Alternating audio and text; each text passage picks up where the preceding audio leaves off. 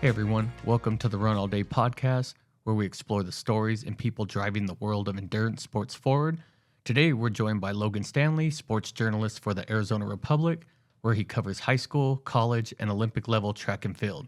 Logan brings a unique perspective to the sport, not only as a journalist, but also as a former runner himself.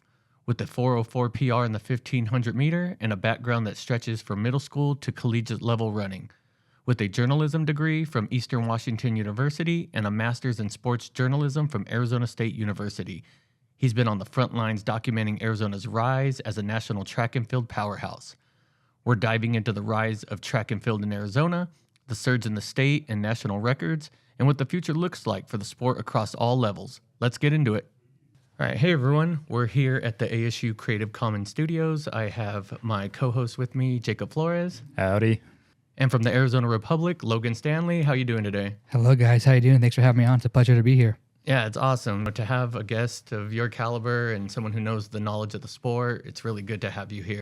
So just jumping into it, I don't want to go too far ahead, but we had state championships last week. Mm-hmm. What was your experience like over there? Yeah, it was a great time seeing all the athletes perform, and I love the new format that we have going on. I grew up in California, so this is what I have known my whole life. One state championship for a boy and one for a girl for every event across the whole state. Mm-hmm. And that's what I think makes that state so competitive. Also, the talent and the location as well plays a part in that. But seeing the athletes here getting the Division 5 athletes getting a chance to compete. You know, we had an athlete from ALS West Foothills win a division title or a state title. That was awesome to see. And then also the big schools could compete as well in their final meets of the season. The weather was great, and we had some all-time performances as well, including two state records. One was tied in both times for the 4x1, but great to see all the athletes get it on the track, and the weather was just phenomenal for this time of year. So really happy to see the athletes in the way they did. Yeah, I'm thinking about the weather for this weekend because I will be at MCC again for the USATF meet. And it's going to be a little hotter. Yeah, it's going to be a little hotter. It'll be warm. Yeah. Yeah, and Coach Flores, you want to talk about your NJCCA? Yeah. So we were out in Kansas, Hutchinson, Kansas, Hutchinson Community College out there. I actually got to compete there as a freshman when I was in college at Scottsdale about 13 years ago now. Seems like a long time, but we were out there Tuesday through Sunday, just got back on Monday, but really good performances on the women's side for us as a team. I believe we placed 15th or 16th overall, had some individual All-Americans, and the 4x800 scored a point in the relay as well. So we had Madison Williams in the pole vault. She was number 3 on the podium, and our heptathlete, Sarah Jacobson, she placed 3rd as well, and then placed 8th in the open high jump. So one of those athletes with a lot of skills and abilities, and she places in open events as well as the heptathlon. Just a real good showing on the women's side. Men's, it was a little rougher. We did pick up 1 point in the hammer with one of our throwers, Austin John. He did a great job. Competed in the, I believe, the shot put and the hammer, was really close to placing in the shot, but just snagged us that 1 point in the hammer. So Nice. Yeah, I was just thinking about that experience that you had over there and just being around the high school athletes. Like, it was a big week of running for everybody. Yeah, it was a great weekend at the high school level. We had Bryson Nielsen become the second Arizona boy ever to go under 150 in the 800 meters, and he came within 0.19 seconds of breaking Tyler Matthews' state record, which honestly surprised the heck out of me because Bryson, he's not slow at all. He set the 3-mile state record for cross country this past fall. He went sub 14. He ran 13:59 over at Woodbridge on that fat and flask course. But he had been dealing with an injury for most of this year. And essentially he calculated his whole season just to make sure he was ready to go at this time of year. He's doing 200s and 400s. He mainly I thought he was going to go sub 9 this year in the 32, but he switched down to the lower distances and with the injury that was going on. And it was a very calculated effort, but it paid off. He opened with a 53 and then hung on for a 55. So that was really awesome to see. And that was towards the end of the night. And I didn't think anybody would be coming close to Tyler Matthews this close already. And the fact that we already had someone 2 years later coming this close is really surprising and another sign of how fast the sport is growing in the state. All along, we never had any athlete under 150. Now we had 2 in the past 2 years. So it's really exciting. I think there's going to be a lot more in the future as well. Yeah. Brendan Delancey from Highland is a freshman. I'm really high on him. He was the Brooks 800 meter 8th grade champion, national champion last year. This year, he focused mainly on the 16, and he's currently ranked second in the nation for that event. And I think once he has his growth spurt, because he's a super tiny guy right now, he's going to be a monster in the 800. And he led the first 2 laps of the 16 final at state championships and made sure that race was honest. And I was super surprised by that. That took a lot of guts to do that. Yeah. So yeah. Just to give a little bit of history, I've had the privilege of being a coach for Brandon, Yes. Coach Rick Carr at Huron. Yeah. The days when Brandon was a little bit not as fast as he is now, but the kids always had a drive. Yeah. Like he has something in him during a race that a lot of athletes don't have. Yeah. And you can't coach. Yeah, and that's what his Jacob Rudder mentions as well, that he has the absolute drive that no one else has on the team. He's by far the hardest worker on the team as a freshman, which I think stands out a lot for a program like that, because that's what they're known for. They're a great track program all around, but as with Monty, they've built a really great distance program, Dave Montgomery, over the years. But yeah, Brandon, I think, has a super, super high ceiling, and I'm really excited to see what he does moving forward. Yeah, same as well. The thing about club, what makes it special for me, I'm wearing a Williamsville jersey when I go there, and I'll cheer my Williamsville kids on.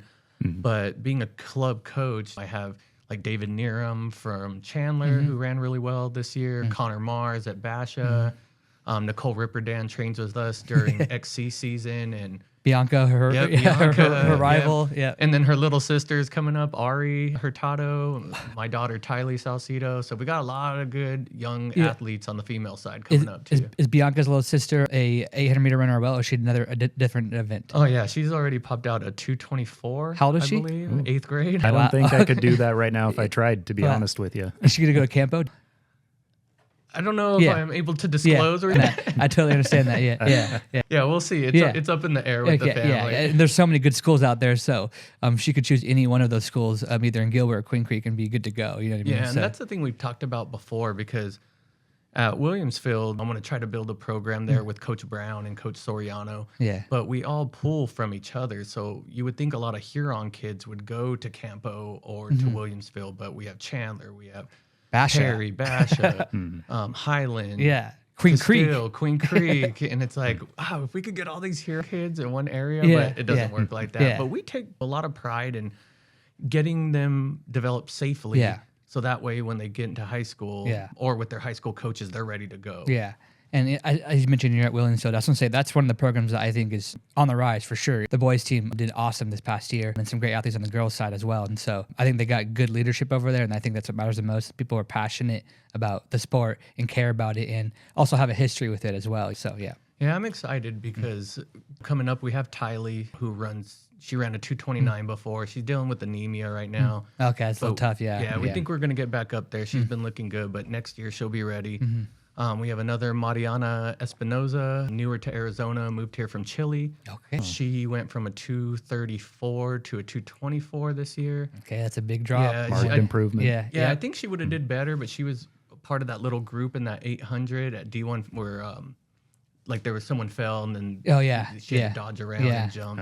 Then next year, my daughter is ineligible, so she'll be eligible for track. Okay, gotcha. So we get her back, and then we have Izzy Urbano as well, who his potential sub 225. So, okay, nice. Yeah, we're gonna have a good, that's a good contingent people to train with as well, and they can all build. But as with distance running, it's so hard to do it on your own. It's always great when you can get a pack going, and then they just push each other. Yep, and so going from Williamsville not having a 4x8 this year in the girls' side to potentially we can make some noise next year. Yeah. Like my goal is just to hopefully make Open State next year. We'll see with health and everything. Yeah. I look forward to watching that, seeing what happens with you guys. Yeah, well, let me take a pause real quick because I know we're going to come back into this, but everyone knows Logan Stanley, Arizona Republic, and sees your articles and what you write, and you do really great work, and thank you for everything you've done. But let's go back a little bit. So you've run track and cross country since you were in junior high and into college.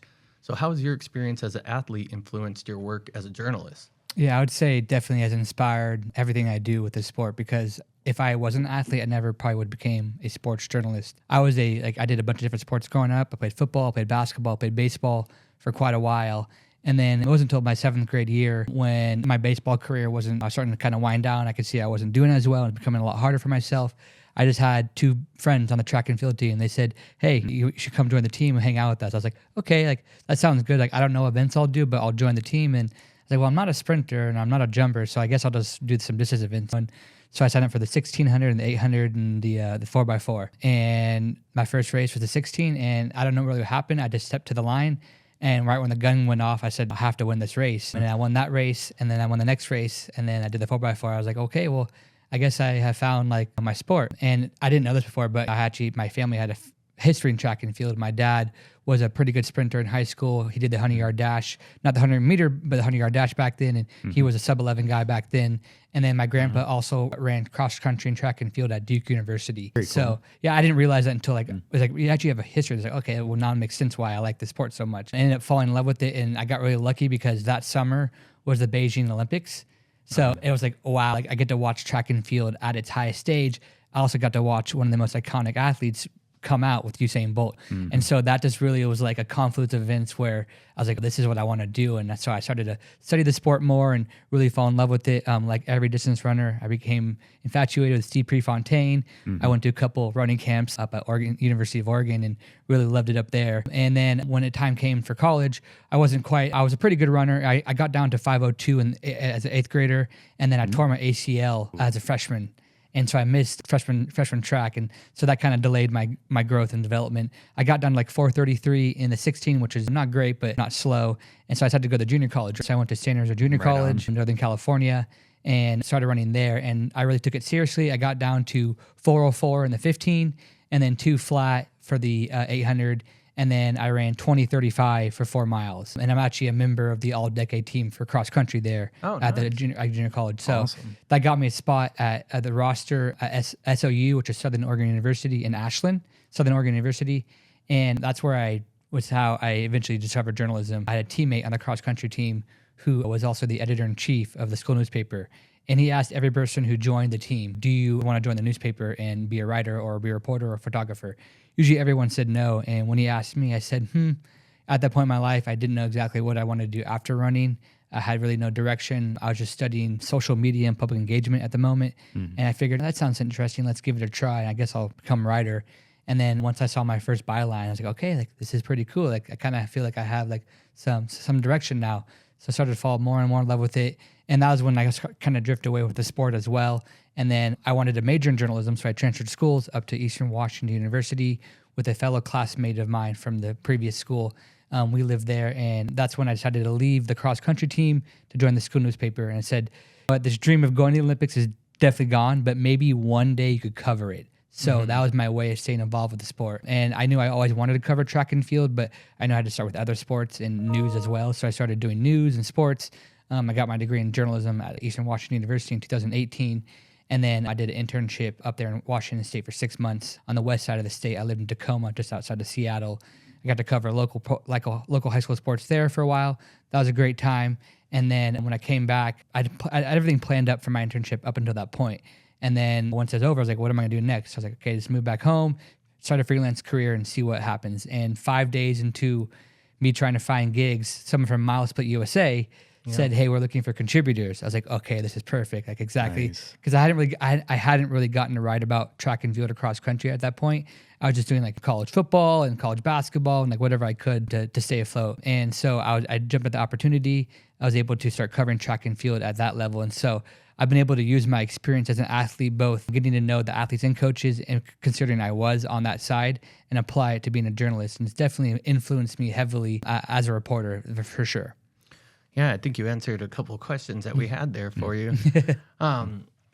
Looking back at that experience you have too, does that help you write your running articles a little bit more in depth? Or? Yeah, most definitely, because one, I know the sport and I know the lingo, but I also, because I also have my master's in sports journalism as well from ASU, I feel like I'm able to translate it to the average reader, because at the Arizona Republic, the way that I write, and most of us write, is that anybody could be coming up by to pick up our newspaper and they don't have any knowledge of the sport. So I try to walk that fine line between making sure I'm not talking down to someone who knows track and field, but also making sure I'm educating the person who doesn't. And because I know what it's like, and I spent so much time and so many hours, and I know what's a good time for a certain athlete at a certain point in their life, I can add context to that. And also I've also went and compiled basically my own record book for Arizona history, because it's all scattered across 2 different sites. So I've made my own record book, and I've been able to do the deep research and using my journalistic skills to get people to say, hey, this is why this time is good because it's the 8th fastest time in state history. That means a lot. So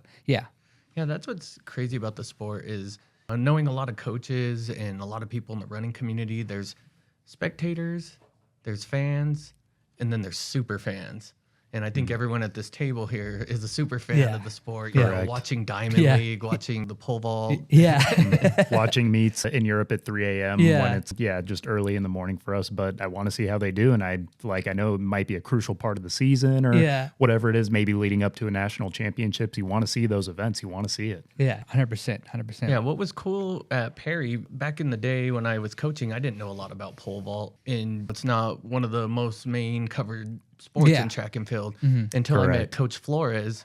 And I started documenting Shane at practice and some of his other athletes, taking pictures of them, following them at the meets. And just the families were so appreciative of me just taking those pictures and following them. But if it wasn't for Coach Flores, like, he got me into pole vault. Like, I love watching his reels that he posts and staying in the know of what's going on in the pole vault world. Is probably the best I've had in knowledge in many years. I appreciate it. And similar to what you do, Logan, like, you found your transition from running competitively, maybe like, okay, the Olympics might not be on my immediate next go-to, but hey, I can still be involved in this way. And that's exactly how I found it. Still competing. And then, okay, I need to work and do some other stuff, but I still have a lot of friends competing, especially like at that elite level. And you want to see how they do and kind of follow along with the story. So just doing that on my own accord, I was like, well, if I'm doing this, there are probably other people who are interested in it. So I'm going to put it out there, and just kind of made a nice little media page and got that all going. So it worked out real well. I love it. And it's funny you guys bring up the pole vault, because I think pole vault is by far the event that I've grown the most appreciation and respect and admiration for since I started covering track and field, because I have to be careful with being a distance runner to make sure I don't lean towards the distance events and become infatuated with that stuff. And Arizona is such a great state for pole vault. It's incredible. First athlete ever, Jim Brewer, going way back to clear 15 feet and 16 feet at the high school level, which is just phenomenal. It kind of gets lost in time because it's so long ago, but I believe he was the first athlete in Arizona to set a national record. And the next was Dallas Long, and then Dwayne Evans. And then I believe on the boys' side, the next one was in Vance Nielsen last year. Yeah. But go back to the pole vault, it just grows with Nick Highsong setting state record 17.4 as a high schooler, going on to an NCAA champion, and then also winning, as we all know, the 2000 gold medal. And then just so you guys know, his son, Caden, phenom, is, I use the word megastar, and I don't use that lightly, 16.9 as a freshman right now. What? Right now. I think he may go higher this season. He told me earlier he's chasing after the national freshman record, which is 17.7. That basically means he'll have to tie the state record, which was set this past year by Sam Novak from Phoenix Country Day. Yeah. Really cool ties, because Caden and Sam know each other through Nick Highsong, obviously with the Risen Performance, and then also Cole Riddle, who's the previous state record holder from Valley Vista. He also trained there as well. And so the past four, I guess, state record holders have all been from the same spot, if you consider Nick Highsong as well. So really cool kind of like overlap over there and whatnot. But I think he's going to set the world on fire, I think, in the pole vault. I think he's going to become the first Arizona boy to go over 18 feet. And the question is, how close can he get to being high up there in the 18 feet? Because he also ran 22-1.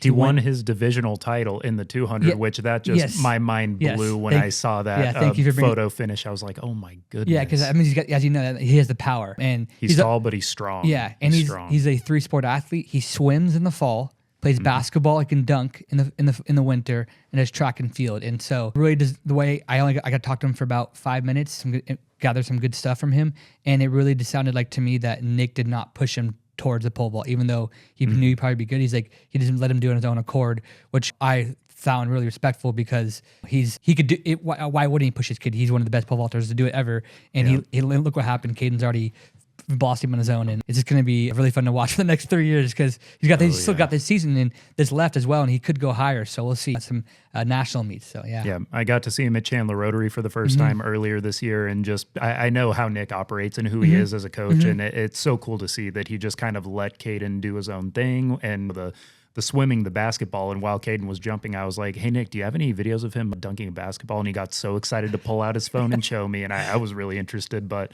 just seeing the way, like, he's grown up super fast. He's a freshman, and he's like 6'2", 6'3", I think. And it's cool to see him run and do his thing in pole vault. And obviously he still has stuff to improve on. He's still very, very new. And I'm like, he he's still learning how to use his body. And with what he has already, I can't imagine what he's going to be doing in the next few years here. Yeah, So, it's tantalizing to say the least. Gosh. It really is. It really is. So. Yeah, one of the things I like about the pole vault community is like it doesn't seem like there's competition, obviously, but the guys and the female athletes seem to always cheer each other on. Like they want to see their colleagues who they're competing with get to that next jump, because then it promotes them to like, I want to push myself harder. Yeah, it's the hardest event. In my opinion, it's the hardest event in track and field. It's the only event that not everybody can do. You can jump 1 foot over high jump. Not everybody can successfully do it, because it's so hard to do. It's so hard to get over. So I have a lot of respect for it, because I think of how difficult it is and the degree of what it takes to actually succeed at it. It's just phenomenal, in my opinion. And it's quickly become one of my favorite events in track and field. And it's a good time to like it as well at the professional level with Mondo. I mean, yes. I was telling Coach Flores that on one of our last podcasts, like probably just the feeling of when you're up at the top and then you let go and you fly. There's probably nothing like it. Oh, it's electric. It's indescribable. Just knowing all the training you've had to do to get to this point where you're hitting the pole, it's bending properly, you're letting your hips come through. I got to do a lot of that this season with our decathletes and one of our heptathletes, Sarah, at Mesa Community College. So just I'm going to brag about one of our athletes, Sarah Jacobson. Go for it. Runner-up indoor nationals in the in the pentathlon, because it's indoors, and then third place in the heptathlon outdoors in Kansas.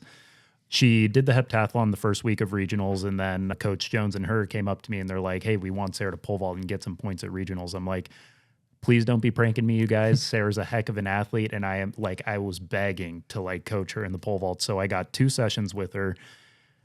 2 sessions before regionals we had on Tuesday. So I had her for a Thursday, I had her for a Saturday, and then come regionals, she vaults 10-4, her first competition ever, qualifies in the outdoor nationals pole vault as well. She wasn't able to do it, unfortunately, because of the timing of the heptathlon outdoors, but just an absolute freak of an athlete. And it was literally hold here, run, bend, swing. Like she just did everything that a coach could want. So just incredible to see how fast some people can grab onto the pole vault and latch on. And then one of our other decathletes, Zion, he did the decathlon, kind of had a crash course his senior year of how to pole vault.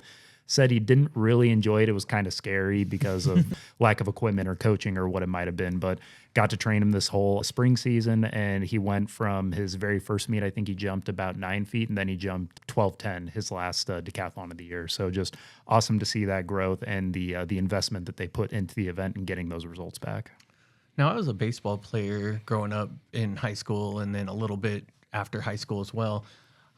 Do pole vaulters have superstitions when maybe jumps aren't going right? With baseball, we fix our gloves, our bats if things aren't going. Like if you're not hitting those jumps, like what do you do? That's interesting. I think everyone kind of has like their pre-race or pre-meet rituals that they like to do. For me, sometime or a big one that I think a lot of people do is, especially outdoors, I don't put on sunscreen. I always wear long sleeves because I don't want my hands to get all oily, and that's like literally a physical thing that you want to be in control of. So like I'm not putting on sunscreen or doing any of that. But the main thing is just, I think if things aren't going your way, you just kind of need to be able to listen to your coach, get out of your own head. That's a big thing. Like the mental side of the pole vault is massive, because obviously it's this thing that can be very scary if it's not done properly and executed well. So you have to be able to listen to your coach, kind of pull back if maybe the sirens are going off in your head, and just, hey, you usually run from here. You need to put your hands up when you get to this step, and just go with it. So it's just really about managing the things that you can control and not worrying about anything else. Yeah, and it's not like the running events where if you fade, you can get lost in the crowd in the back and people are like, all eyes are on you. Yeah, true. You're the only one on the runway. It's a spotlight's on you. So. All right, well, kind of bringing us back, in your recent coverage, you highlight how Arizona is becoming a hotbed for elite track and field talent.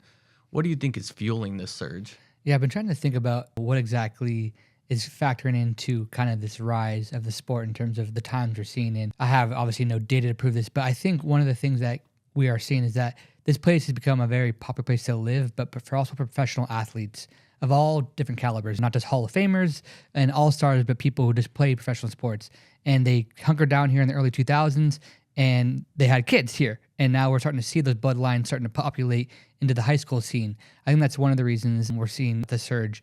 Another reason why is because this is one of these best places to train. You can train almost year round. Obviously, summer is really tough, but September, October, November, December, you can get in really quality training with the weather. And I think that allows for athletes to not really have to be forced indoors or to cut into their training because the weather's impacting them, impacting that. And I think we were seeing an upward trend before COVID. And then COVID really flattened things out for sure because we had North Canyon, like Jaden Mays was an amazing high school athlete, and she was going to set some all-time records that maybe weren't going to be touched, but then she got her season taken away that year. A couple other athletes from North Canyon, and then also Leo Dashpatch from Highland too.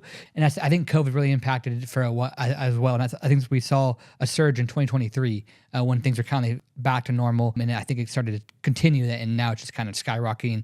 Vance Nielsen took it to a whole nother level, as we know. One of the most incredible things that I've ever seen in my career. Yeah, that was awesome.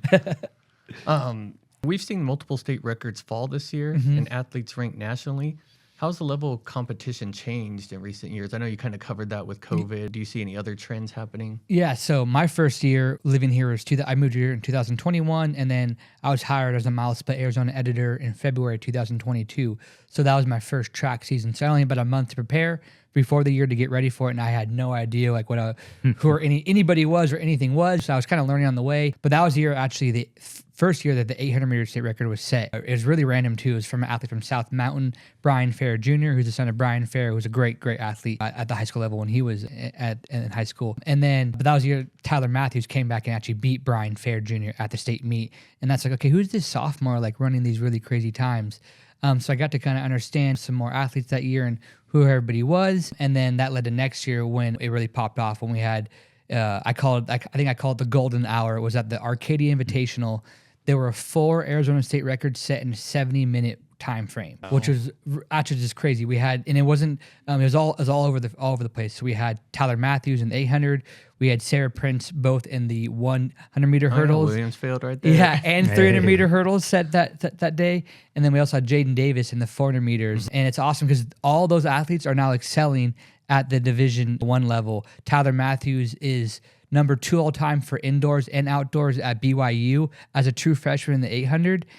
Sarah Prince is, I think, ranked 6th right now in the NCAA for the 400-meter hurdles. She transferred to Arkansas after starting at ASU, and she just competed at the SEC final, and she got third place medal. Jaden Davis finally went sub 45 for the first time. Is at 44.90, I believe, for 44.91 for the 400 meter, and he got third at the Big 12 championships, and he's absolutely killing it. So it's awesome to see those 3 athletes just doing really well at the next level. And then the next year we had a bunch of state records and the national record as well. And so it's been all over the place. And I'm not sure exactly what is the impetus, but I think it's a confluence of different things that is factoring into this and leading to this. And once other athletes see other athletes do other things, that inspires them. And as the old saying goes, the rising tide lifts all boats. And I think that's what we're basically seeing in track and field right now. Yep, exactly. For me, I've been in the USATF circuit for, I think, 8 years now. And so a lot of those athletes, when they were 8 and unders and 11, 12s, they're all in high school now. Some are graduating college, and just seeing those, that's how I know a lot of athletes. Maybe they're not from my club, but they may be from someone else's club. Like I look at Coach Angie Jansen. She's part of that Canyon View team, and her daughter's part of that 4x8. Yeah, Taryn was a great runner for Glendale Prep, did awesome. And then one of her sons helped lead the boys team, cross country team, to a Division IV title. And then Taylon looks like she's gonna be the best of them all. There's Paisley and Tucker too. They're both. I think Tucker at one of the Distance of the Deserts that Brad puts on, he ran like sub 12, and I think he's maybe 8 or 9 years old. Wow, they are quite the running family. Yeah, and with my kids, I can't dodge them because at every level they race one of the. But we've been friends with the Jansen family forever, so it's great to see that success. Yeah, they have a great combo with her and Mo Oliver. Like, it's such a good combo because he can take care of the sprints and the hurdles and then the relays, and then she's got the distance events, and that's what makes them such a great team. Because as on track and field, you gotta have a depth in a lot of places to be a really good team, and they have that right now. Yeah, those times in the female 4x8 were crazy. And 4x4. If they both were top 10, I think the 4x8 was 5th all time in state history, and then the 4x8 was 8th all time, or flip flop. But either way, they're both top 10 all times, and they have 2 freshmen on that team with also Peyton Ray Isaac, who looks. I know she loves the sport and she's really passionate about it, and she's like 55 as a freshman, so she looks really good too. So yeah. Yeah, and my girls have been racing those girls for their entire careers, and it's good because they have that camaraderie. So when they step on the line, it's like congratulate them, shake their hands, wish them luck, and then they go and compete, and then it's back to supporting one another. Yeah. So that's one thing I love about this sport. My favorite part. Yeah. Anything else from the state meet this weekend that stood out to you? Yeah, I think we got to give a shout out to Zalela Dupree, the jumper from Glendale Copper Canyon. Just side note in her last year, she set the state record in the triple jump. What was phenomenal about that is that she had only been practicing the triple jump for 4 weeks before that. No way. Yeah, she was a long jumper. She did long jump, played basketball. She had never done the triple jump. And her coach was like begging her, like, please, like, I know you can do well. And she's like, okay. She jumped 41 feet 9 inches, 9.5 inches, and she broke Jasmine Todd's record, who, as we all know, had a great career at Oregon. Legend. And pro career as well. And then she's off to Oklahoma, but she ended her career with double gold in the triple jump. She jumped 40 feet half inch to win, and then she jumped 19 feet 8 inches to win the long jump. And she's done number 6 all time in state history for the long jump. So now she's top 10 for both events, which is a great way to end her career. And really excited to see what she does at Oklahoma because they got a great jumps program. And she had a bad situation this year. They let go of the entire coaching staff, replaced it with football coaches. They're trying to do something over there at Copper Canyon. That's what she told me. And she basically was on her own this year. And so kind of like her old coach was kind of helping her, but basically on her own. So really excited to see what she does with a stable coaching staff and people who care about the sport because she has got a lot of talent and she's really passionate and really driven. So she's going to have a great career, I think, at the college level. Isaac Moyle is a junior thrower from South Point Catholic. He threw 208 feet 4 inches in the javelin. That's number 2. So he's the second athlete in state history. Hayden Gorovitz has the unofficial and the official state record. He has the unofficial state record at 221.8, and then he has the official state record at 210. So yeah, and that was 2 years ago as well. Yeah. But that actually caused Hayden to, I'm not sure if it did, but he tore his UCL that year as a junior, missed his entire senior year, but just is recovered and just PR'd for Nebraska. So he's which is known in one of the javelin schools at the NCAA level. But Isaac's got a really bright future in the sport. He's only a junior and he specializes in the javelin. His coach, he's got a special private coach on the side, John, and I cannot say his last name. It's a Greek last name. I don't want to butcher it. But fun fact about him is that he worked with Turner Washington. So, oh wow! Yeah. So some great ties right there. And so I'm really excited to see what Isaac does moving forward. On the sprint side, for the girls, Sanaya Cade from Chandler, she won the 100 and 200, and then was the anchor leg for the state record 4x1 team that ran 45-13 in back-to-back days. Yeah, Sanaya looked amazing. Yeah, I've watched her since she was she was really promising as a freshman. She won the Division I state title as a freshman in the 100. Things were looking really good for her with her mother being one of the fastest sprinters in state history as well. Carrie Sewell, and then Sanaya dealt with injuries that basically the next 2 years. Basically wrecked her sophomore and junior year. Came back this year, was healthy, and ran 1170 and 2392 for the 100 and 200 to get on the all-time list for state history. And she's off to Sac State next year. So it was really cool to see her in the year the way she did. I was really happy to see what she did. And then one other athlete I want to give a shout out on the girls' side is Katie McNulty. From Catalina Foothills, the junior. She was the first girl this year to go sub-5 in the 16, and she went well in her sub-5. She went 452. Wow. And then I think she went 1044 in the 32. Yeah, she peaked at the right time. Yeah, because I've been watching for a while because she was a state champion as a freshman, I believe, and also as a sophomore. She's always been kind of on the cusp, and I think she just had that moment, that day. It's like, okay, now I can do this. And that area is a pretty good area for distance running as well. So excited to see what she does moving forward as well. So yeah.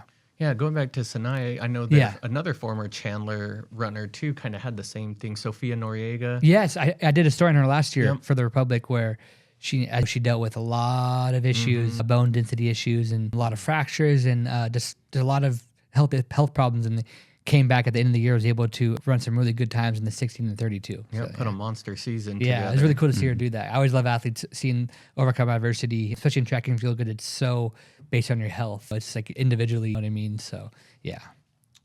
Yeah, and, thinking of the state meet, I think about all the athletes too that maybe...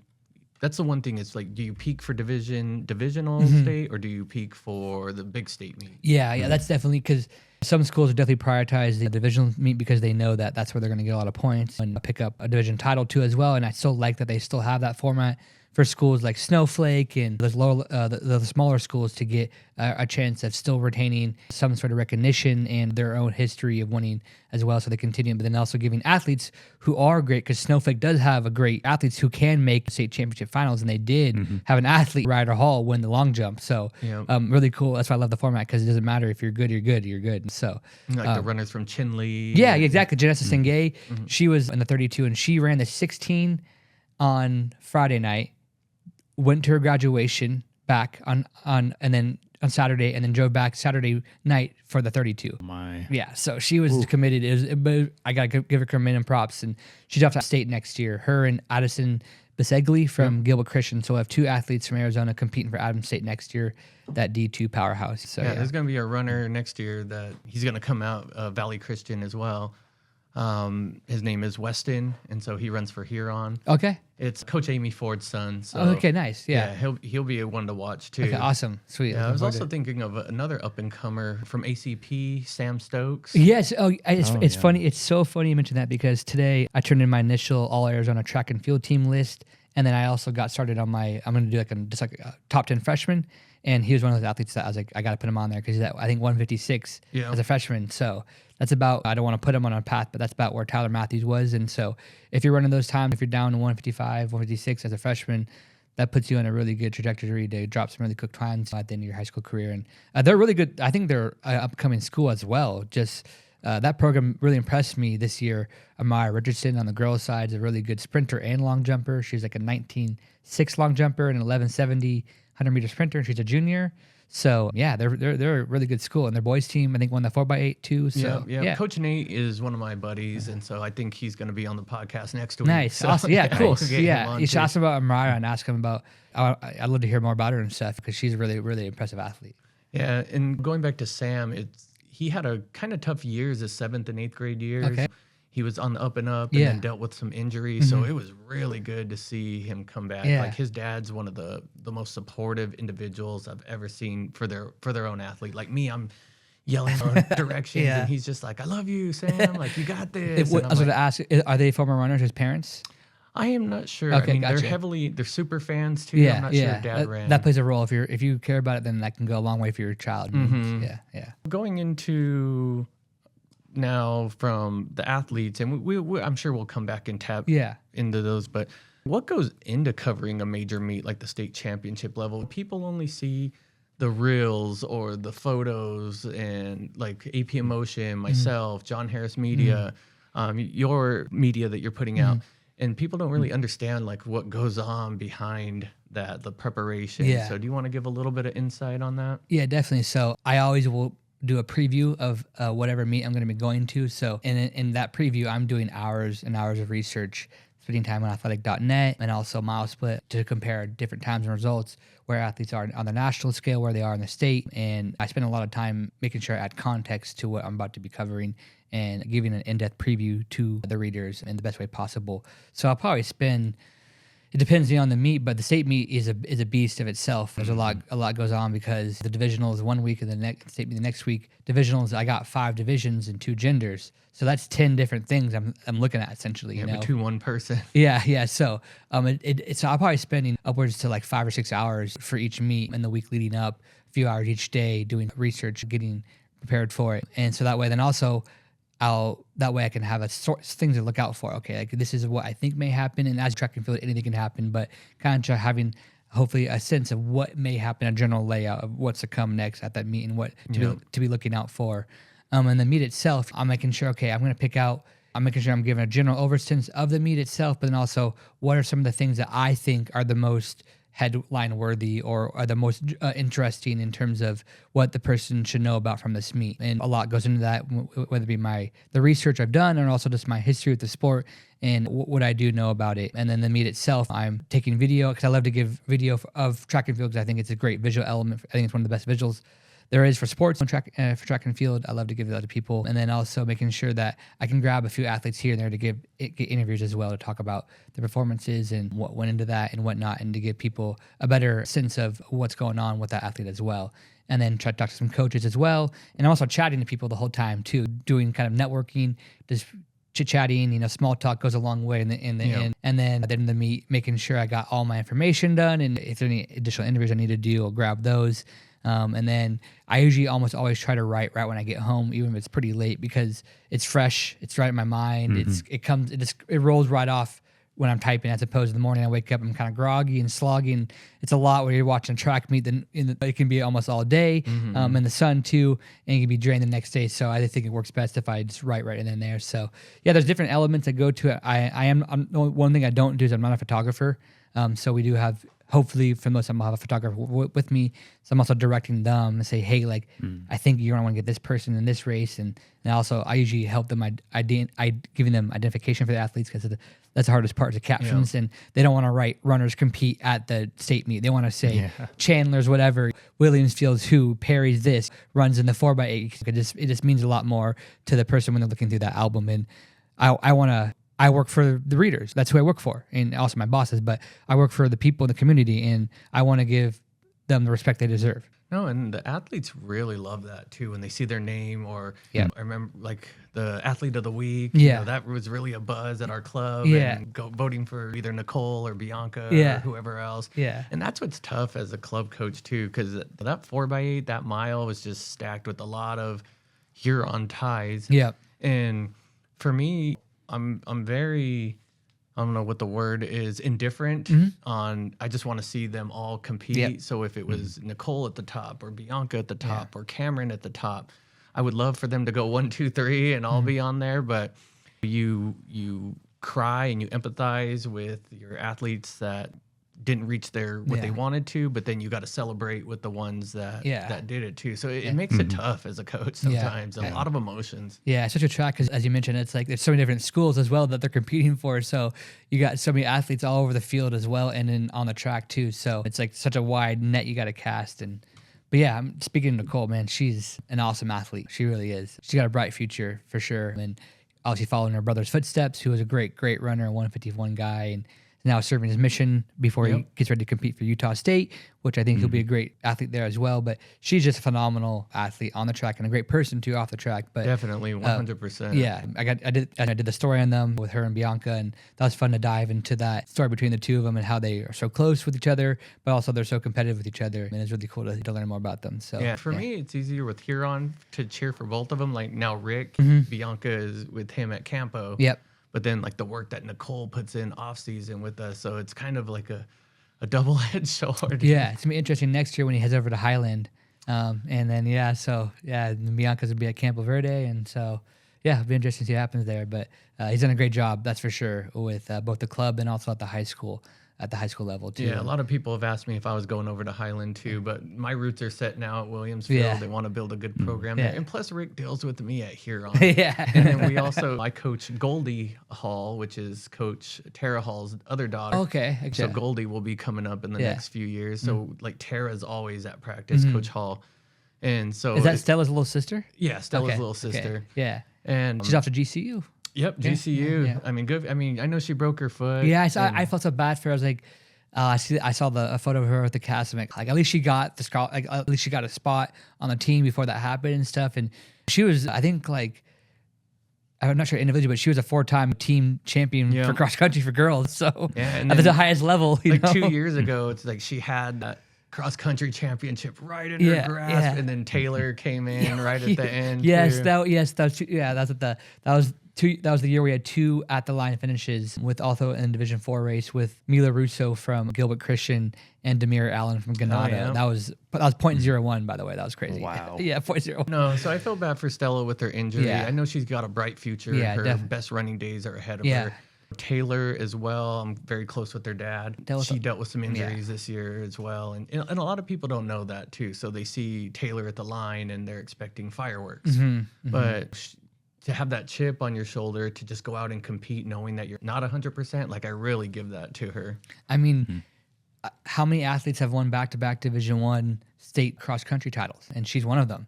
So she has dealt with a lot, and the fact that she's able to still have those accolades to her name and still pull off the feat she does goes to show that the competitor she is, and also how awesome she is as a person as well, because that takes a lot of grit. I mean, not to be cliche, but a lot of grit and grind to do that. I mean, Yeah, and then she didn't run the 4x8 at the Division 1 but they qualified for Open. And so she was feeling a little bit better and went out, and I had her at 218 on her split. that's good for like barely doing anything this year. And I think she's still like, I forget where she is, but she's in like top 5 for the 32 this year, and she barely even was able to run. You know what I mean? So yeah, She's definitely one of a kind talent as well, and just a great individual.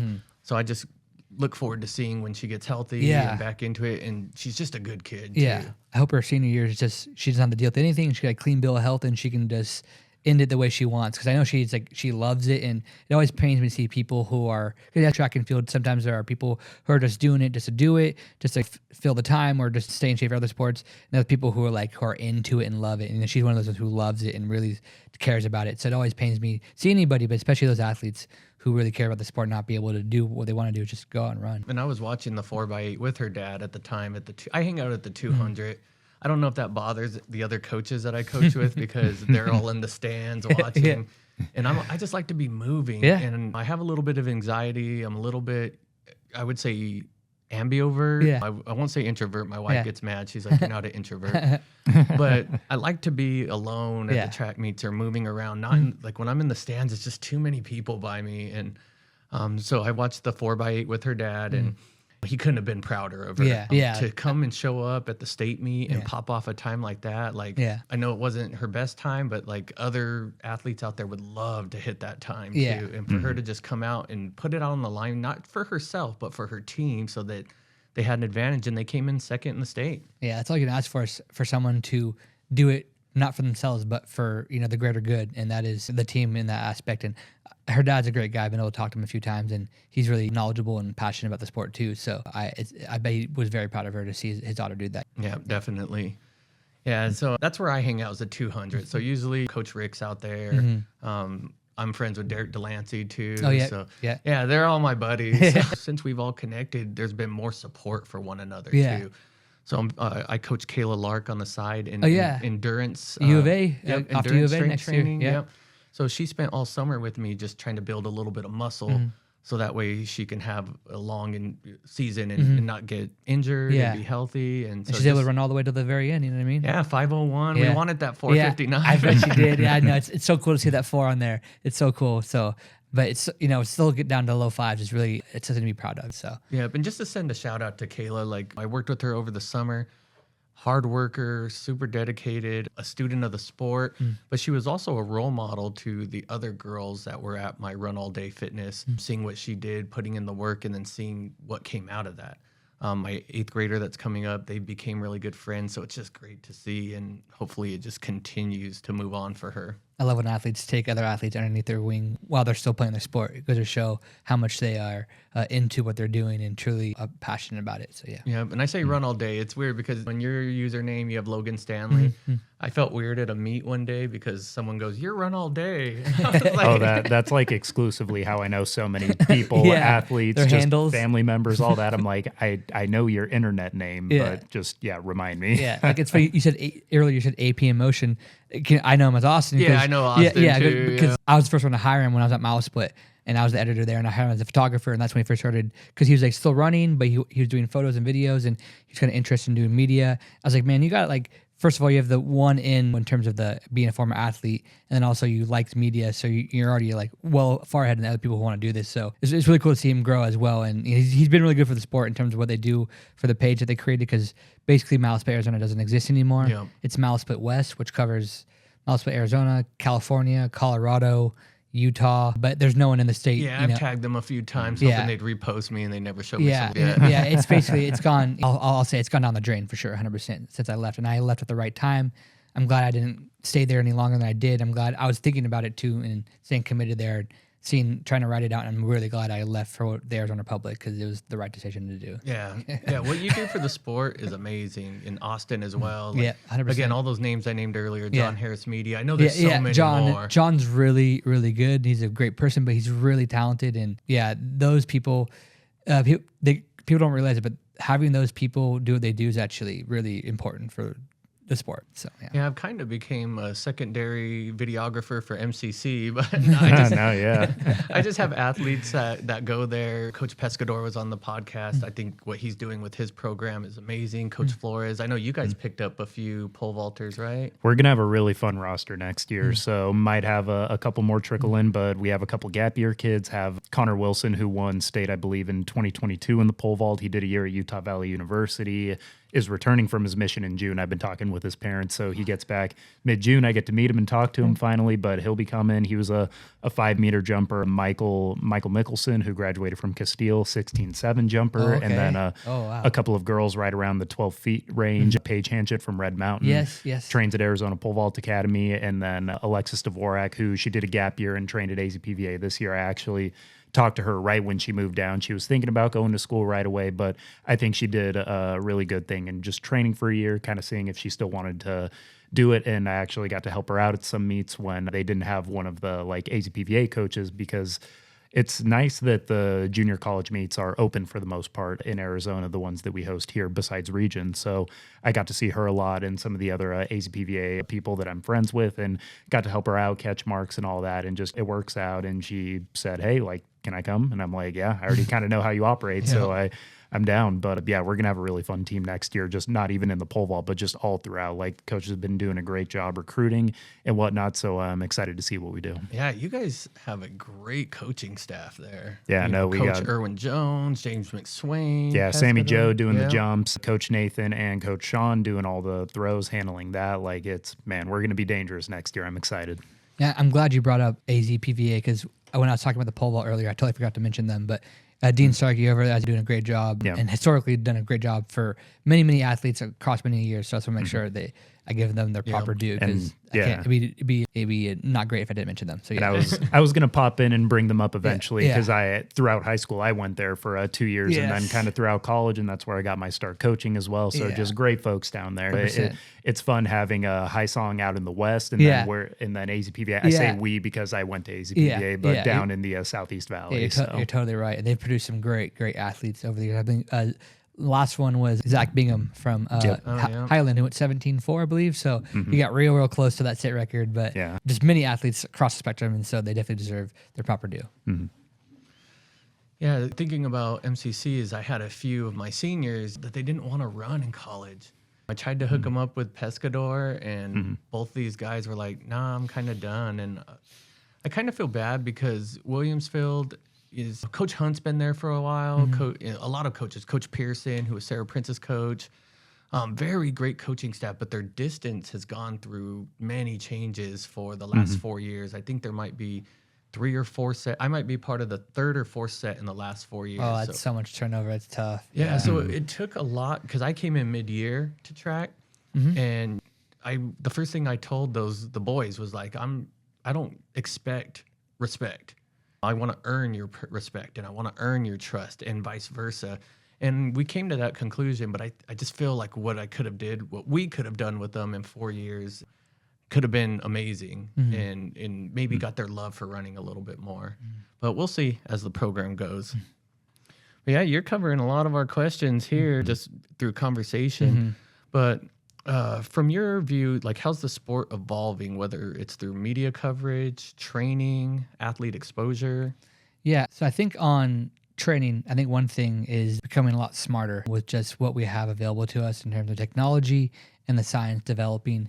And I think you're seeing the confluence of like human development and technology coming together. And that's why we're definitely getting faster, but there's no denying that some of the factors in terms of like shoe technology have played a role. Also, track technology has gotten way better in terms of like the way they're able to make it responsive and absorb a lot more energy and whatnot. But it's just really cool to see what we can do when we have the best things available to us as humans. And you're seeing the bounds being pushed to, we're going to have pretty soon, we're going to attempt a sub 4 mile, which I think is good. Like I am so excited for that. Like something I never thought would be possible. But now here it is, and it's a legit possibility. It's going to be tough, don't get me wrong, for the drop or time, but I don't think anybody thought a sub 2 hour marathon with all the optimal conditions was ever possible, and it did happen. So yeah, and that's one thing we're seeing in training. I think athlete exposure and kind of with media coverage, I guess the way I word it is like, I think track and field is kind of becoming a little bit more cool. When I say that is that you're seeing more like Noah Lyles like entering the mainstream discussion, like whether it be his feud with Tyreek Hill, and you can whatever opinion you have on that, but that brings track and field into the where it's being talked about on talk shows on that midday talk shows that you never would see before. So that's one thing you're seeing. And then also I think with kind of the swag that some of these athletes are bringing up, Inga Brinson with his brash trash talking, which however you feel about it, I like it. I love it. Like, stir the pot. we need it, and then Josh Kerr responding and not actually engaging with it, and I think is healthy for the sport because you need, like Michael Johnson, and kind of his whole impetus behind Grand Slam track is that you need rivalries, you need these type of things, and we did have great athletes back in the past, but I think you saw a lot more rivalries back in the past as well in the sprints and whatever be in track and field, and that's why it was a lot more popular in the mainstream back then. So it's really cool to see these athletes do what they do and be a lot more bold with what they're doing, and also kind of like it's kind of funny in football and basketball, mainly basketball, but the entrance, the walk-in, you start to see the track and field a little bit more. People like Noah Lyles. So I think people like those athletes are great for the growth and development of the sport, and to bring it to more of a mainstream consciousness and show how great the sport is, because there's so many different disciples too. We're gonna have different characters. You can have someone like Ryan Krauser in the throw events, who I think is a phenomenal person and a really entertaining athlete as well. And then you got people like Mondo, who are just redefining what is possible in his particular event, and just basically essentially rewriting the record book in his name. And then the sprinters, people like Noah Lyles, who talk a lot, but then also can come out and win a 100-meter final by the slimmest of margin. Fred Curley. Yeah, Fred Curley as well. So, and then as I mentioned, the disc events, and then the hurdles popping off too. You got Grant Holloway, who is a great athlete. Messiah Russell now. Is advanced training with Grant Holloway now, or at least technically he's advancing. They're the same coach because Mike Holloway, but Advanced does see those athletes on a consistent basis. People like Anna Hall, because he's got his pro group and his collegiate group as well. So yeah, I was able to talk to Vance at the state championships for a little bit briefly and just to chit chat, see how things are going, and he's just having the time of his life over there. Yeah, we should have invited him here too. He's a really interesting person because he loves the sport so much, and it's so cool to see someone have see their passion turn into what it did on the track, because he became a student of the sport in just in 1 year only, and he's able to apply that so quickly and so rapidly in record-breaking fashion. So yeah. Awesome. Going on to the next topic here is, what are some challenges that track and field still faces when it comes to visibility and recognition? Yeah, I think people understanding the context of what certain things mean. So when you say, like, you walk up to someone and be like he ran like a 9.98, they're like, I don't know what that means. So I think that's one thing that's always gonna be the toughest thing for the general audience to understand, is kind of the context of the times and stuff. But I think what they can understand is raw pure ability, whether it be you're fast, you can throw far, or you can jump high or long, so high or far. So I think that's one thing that's definitely a challenge with it. And then also just trying to get onto those mainstream platforms and just be more in the mainstream discussion is tough, because it's a seasonal sport. And also you could consider it it's only every 4 years that people really pay attention to it. I just want to think it's a 4-year sport. When there's world championships in between. Yeah, but there's a lot more. As you mentioned, there's a lot more in between. And I think they just have to have more personalities in the sport. That's how sports grow. It's the personalities that are involved within the sport itself. Don't get me wrong, people love to watch basketball, they love to watch football, and they love that sport itself, but they also love the personalities that are around the sport as well. And so things like Grand Slam track, I think, will help, whether it be the athlete pay, but also kind of creating more of a structure on the sport and something to watch. My dream is to one day see a pro track league with teams, but I would love that. Yeah, just like we do at the college level. Like people like the last day of the NCAA track and field championship is one of the best days of track and field, because you got all finals, history with schools and stuff, and I just would love to see it. That's a far-fetched dream, but I would love to see a pro track with teams. Yeah, I would love to see some more concentrated meets like Brad does with the distance of the desert, but being more the prime time. Yes, I know right now, like the AIA kind of has a stronghold on the high school runners, but there's got to be something else out. Having an ineligible athlete, I was so thankful for those open meets. So my daughter could go to those. Now it was a lot of travel, a lot of headache, a lot of heartbreak, but seeing her run at that junior college and college level, because there was GCU, a lot of other ones, like she was right in the mix. And so that just like showed her that you can run at the next level. It was sad that she didn't get to run with all her friends and competitors that she competes with, but I think she found that love for running again. this year. It's awesome, yeah. And if you can still compete, take every advantage you can. But it is tough when you're ineligible and can't. But like you said, we do also have some opportunities to run. So it's good to see her take those up. I mean, one thing I wish we had here is an indoor track too. Yeah, that's one thing I want so bad. I think it's one California doesn't have it. Their top state, and I don't know if Texas has it. They do have it, but I'm not sure how big it is there. But I think it would help with the growth of the sport, and also it could be used also in the summertime for certain athletes and whatnot who want to train in the middle of the day but can't and whatnot. Exactly. I know it'd probably add a lot of stress to some schools and stuff for their programs, but to have an indoor track and field facility here and then also season would be just tremendous in terms of adding more competition and more events and more chances for schools to win titles and individuals and schools as well. Yeah, and I think that's what Coach Curtis with the Distance of the Desert is trying to at least give us some type of outdoor, indoor season. Yeah, it's been cool to see that grow over the years as well. The effort he's put into and to kind of create essentially a winter track season so athletes can get prepared and get ready so that way when February 28th or March 2nd, whatever it is, rolls around, they already have some racing experience underneath their belts and are, more fresh and crisp in terms of their racing style and experience. Yeah. And he shared a lot of data with us on just the time drops when the heat goes up and the best times of running.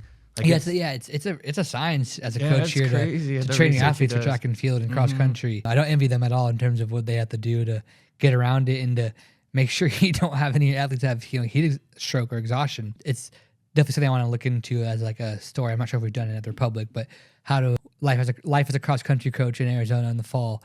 How do you do it? How do you do it? So, yeah, it is cross country season. We start Williamsville in a couple weeks. Yeah.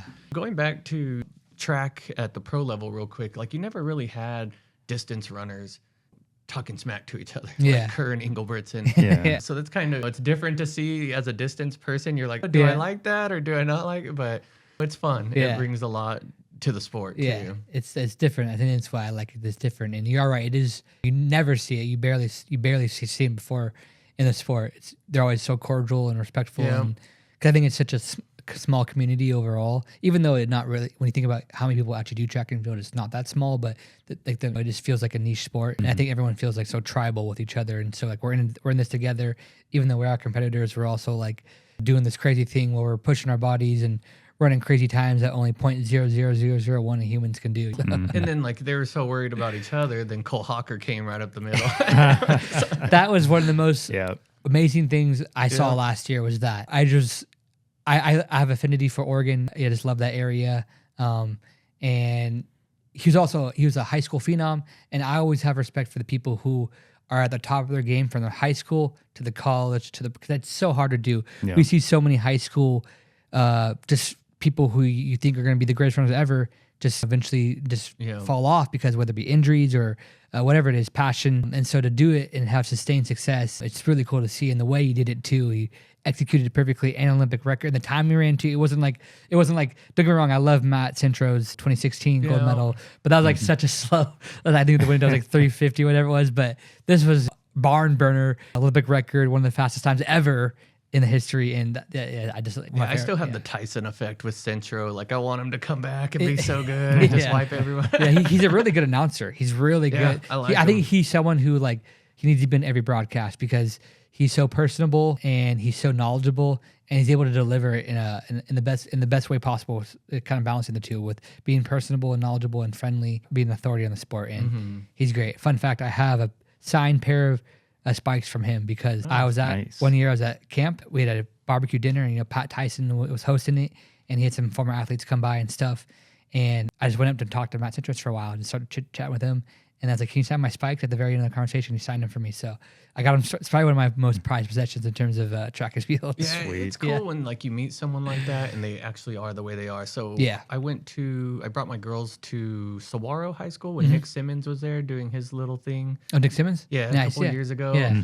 And I was scared that he wasn't going to be the guy who he is on the camera. And we got there. I'm a coach, so I got there an hour and a half early. Oh, yeah. Nick Simmons and his team wasn't even there yet. Nice.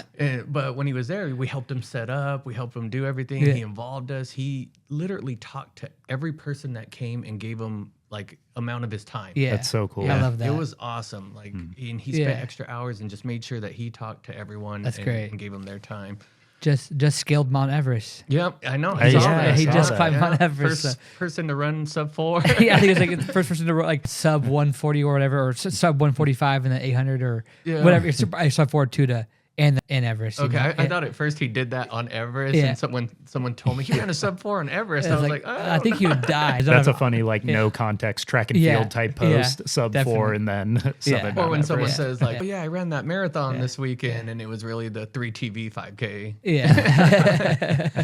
Now, going back to some smack talking real quick, do they ever do that in pole vault? But it's few and far between with that. I think back in the day, you had a little bit more rivalries. Like, it just seemed a little bit more raw back in the day, like 80s, 90s with Sergei Bubka and then the Eastern Europeans versus the Americans. Like, and they used to have a lot of those events where it was like Russia versus USA, and we would have a couple meets in USA, and then they would travel to Russia, and then just kind of the headbutting, whether the tension was purely from the track and field side or maybe a little political. Who knows? There- Geopolitics factoring in there. A it lot sounds of like. different Yeah. tensions mixing in there, but I feel like at least what we see online and whatnot, that everyone's fairly cordial with each other, and they're all like friends. It's almost like they're just a group of friends, just different backgrounds in different countries, like Yeah. traveling around doing all that. Yeah, So, wasn't it last year? I know like Mondo and Warholm were just friendly, talking smack about 100-meter. And didn't Mondo like smoke him? Yeah.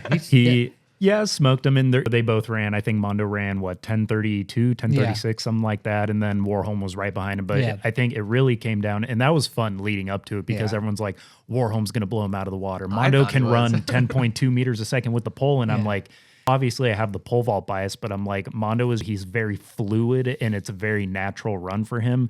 Karsten Warholm kind of going over the hurdles, and he has the experience out of the blocks for sure, but Yeah. it seems a little bit more, I don't know, just not as smooth, I guess is the best way I can put it. But just coming out of the blocks, Mondo got him and got into his stride, and Warholm just couldn't catch up, and he was behind him by just that much the entire race. It was so fun. I love that because that's another thing those things are great for track and field to do those type of things, and you need this kind of fun not off the track but kind of like off the normal path of what track is to do that. Having a pole vaulter come down and run the 100-meter dash, and goes to show how incredibly athletic these pole vaulters are. Yeah, like, dynamic. Like how so powerful, and because you have to be fast to jump that high. You have to. yeah. I think there's people they definitely underestimate. They think, oh, you just go up and like you have to generate a lot of power running really quick to go up that high. You know? Yeah. Yeah, there's a saying, I don't want to butcher it here because Yeah. I've heard people butcher. No, not all fast vaulters are elite, but all elite vaulters are fast. It's it goes one way all the time and not all the time the other Yeah. way. So it's speed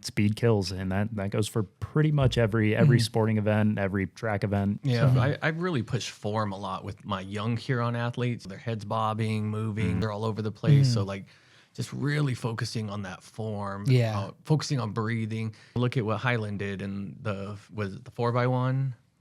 My God, yeah. So Highland is their boys 4x1. I'm glad you brought that up. The boys 4x1 team is the definition of hard work beats talent because they didn't have a single athlete in the boys 100-meter final. And their 4x1 team ran 40.65. Yeah, that was crazy. Which is second in state history. Wow. They're only behind Mountain Point's 2012 team, which I think is at 40.46. I was a senior that year. That was crazy. Okay, yeah. So Oh my okay, so goodness. they use that very well. Yep. So they're the closest team, obviously, to get to them. And as I said, they had nobody in the 100-meter final. I think their fastest.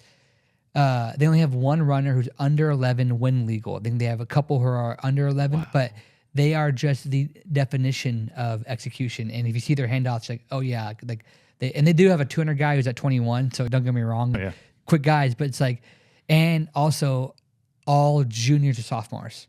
Yeah. So Oh, they're so they so have they're- time. So they're They have definitely time. breaking it. Now the question I'm looking at is, will it become the first Arizona boys team to go sub 40? That'll be If they got next year will be the year because all those guys will be seniors and they'll have one guy as a junior. But if they're at 40.6 right now, and they have another summer of training and stuff, and they all love it, I really think they can do it. It'll be tough. Don't get me wrong. Running 39 is no joke, but if they can get in the right meet too, because now they will get into some really high level meets. They can get to like a place like Arcadia. They'll be in that elite section next year for Chandler Rotary, and then I think we'll see some other teams coming up as well. in the state as well who'll push them. I think Williams Field's 4x1 team is going to be really, Yeah, we really. moved a couple guys, but we got a lot in the yeah. mix. Mark Trey Smith's really awesome. Yeah. And I know he loves football and he's getting a bunch of offers for football, and that's going to be his sport.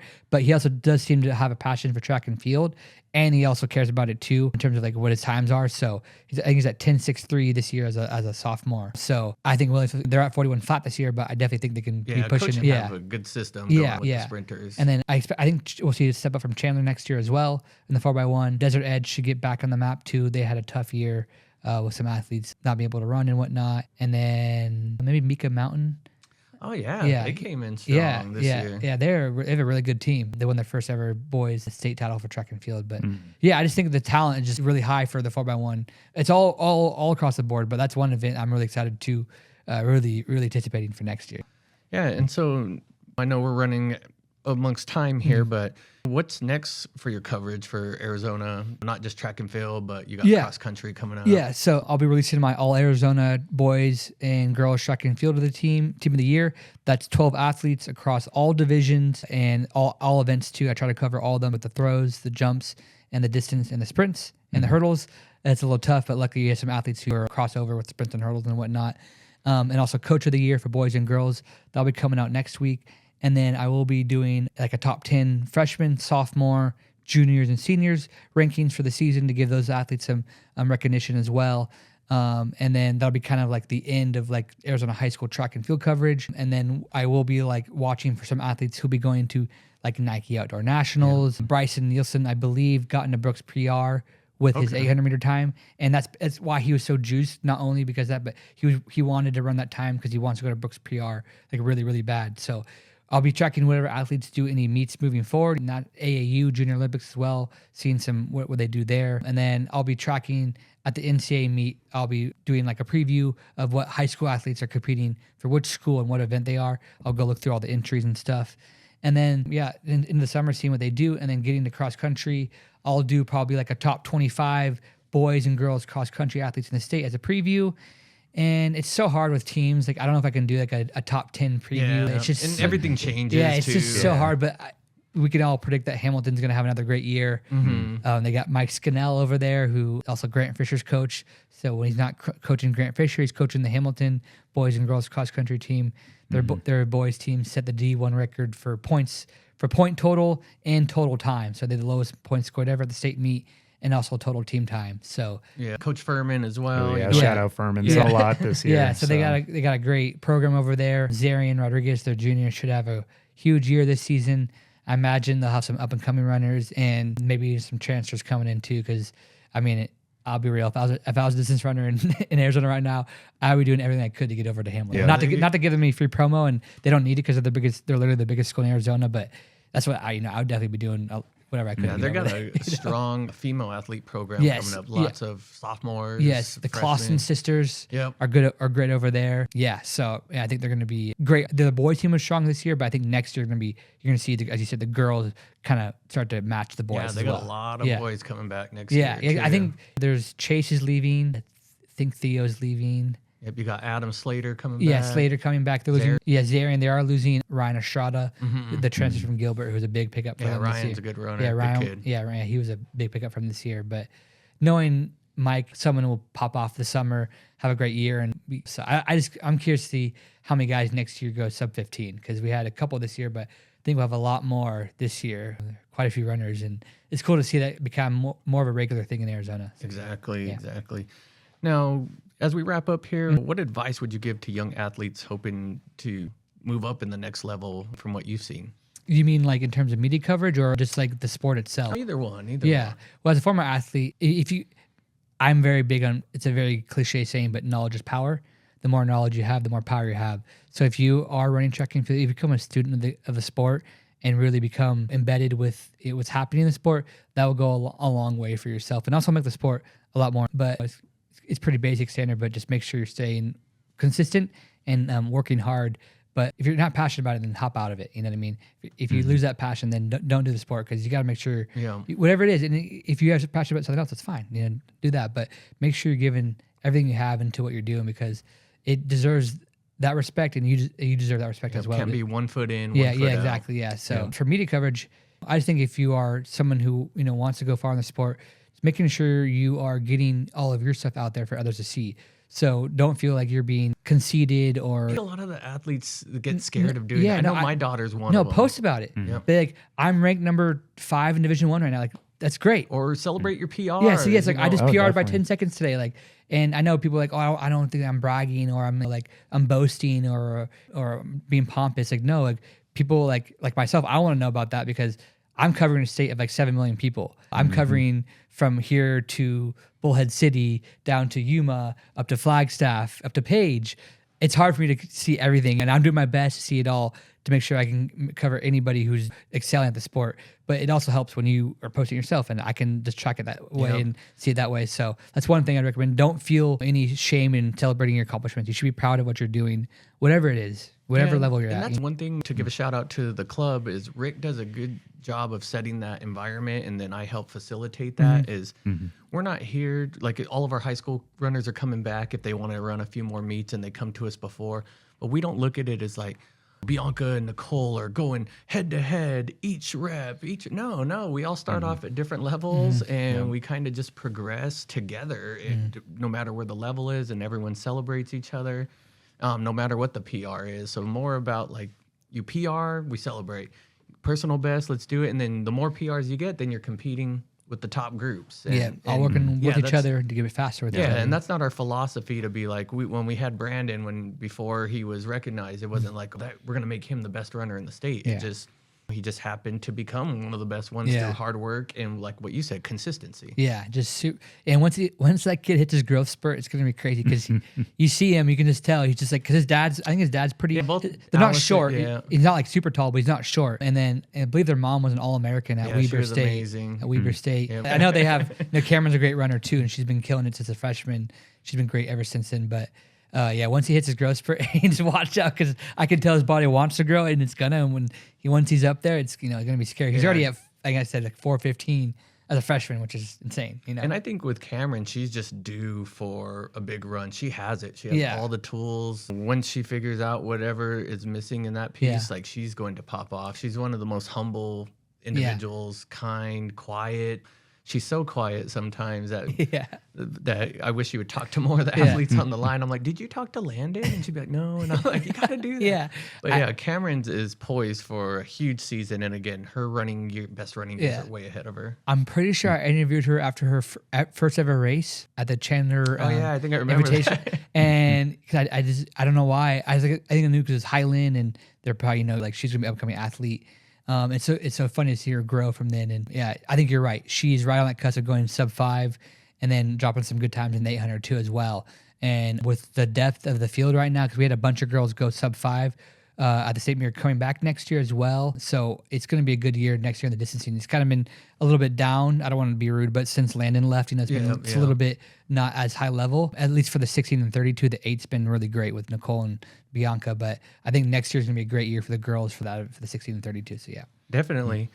Well, I know we're running on 4 o'clock here, so we better wrap this up. Do you have any last things, Coach Flores? Honestly, I'm going to echo what Logan just said. All those athletes out there, post your successes, like do your thing, do what you got to do. And it isn't bragging. Obviously, you've worked really hard to put yourself into this position, do it. And then if it helps to also kind of line them up with, you might not have the best meet and maybe post like what you learned or like what you're going to do going forward, because social media is a great place to highlight all those wins and big things. But obviously we deal with those failures as well. So make sure those are out there. Like I started the media page I have to highlight all the good stuff, but obviously things happen that aren't so good. So it's important to bring those to light as well, because it's the journey isn't straight up. It's up, down, up, down, up, down, but in a trending upward situation. So I'm glad I have those resources that I do to see what everyone's doing throughout the country, throughout the world. And also why I started the media pages for like I have a coaching page for myself and then for the Mesa kids, because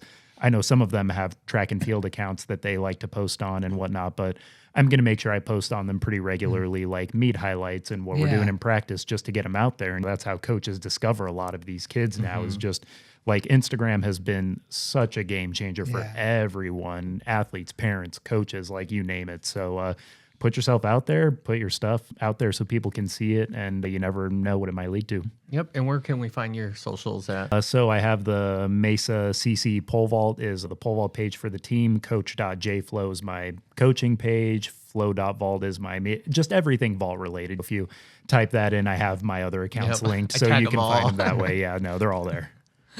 And Logan, where can people find you at, and any closing thoughts? Yeah, so I have to give a little promotional shout out to the place I work for. If you enjoy this conversation and if you like reading about track and field, please stop what you're doing right now and please go subscribe to the Arizona Republic. That is who I work for, Arizona Republic /AZCentral. We have a deal going on right now where I believe it's $1 a month for 6 months going on, but that goes a long way to show my editors and the people who I work for that people care about the sport. And if you want to even take the extra step, if you go to one of my articles and subscribe from there, they'll directly know that you care about track and field. And again, that'll go a huge long way, not only for myself, but for track and field. I've been blessed to be able to cover track and field at the Arizona Republic, and I will continue to do so moving forward. On Twitter, I am at LSScribe. And then Instagram, it's actually from the movie Holes. It's my last name backwards. It's Yelnats, and the E is a 3. So I'll put them all on the link. Yeah. But yeah, think about what you spend your guys' money on out there. A little subscription goes a long way for our sport. Definitely if we want more exposure. So thank you for everything you do, Logan. I feel like we just barely scratched the surface today, and here we are an hour and a half in, and I would definitely love to do more episodes with you guys. And again, Run All Day podcast isn't a me thing. So if you guys ever want the platform or room or bring anybody in here, just let me know. So it's been my pleasure. Thank you for having me on, and I appreciate the kind words. You guys, people like you, are the reason why I do what I do, and your support means the world to me. And yeah, I truly feel very lucky to do what I'm doing. It took me a long time to get to the Arizona Republic, to be working at this publication. It was about a 10-year journey from when I first started as a student journalist to where I am now. And it took a lot of hard work. I even took a break from journalism because it wasn't going the way I wanted to. And I went back to school to get my master's. And so I just feel truly fortunate and blessed to be where I'm at.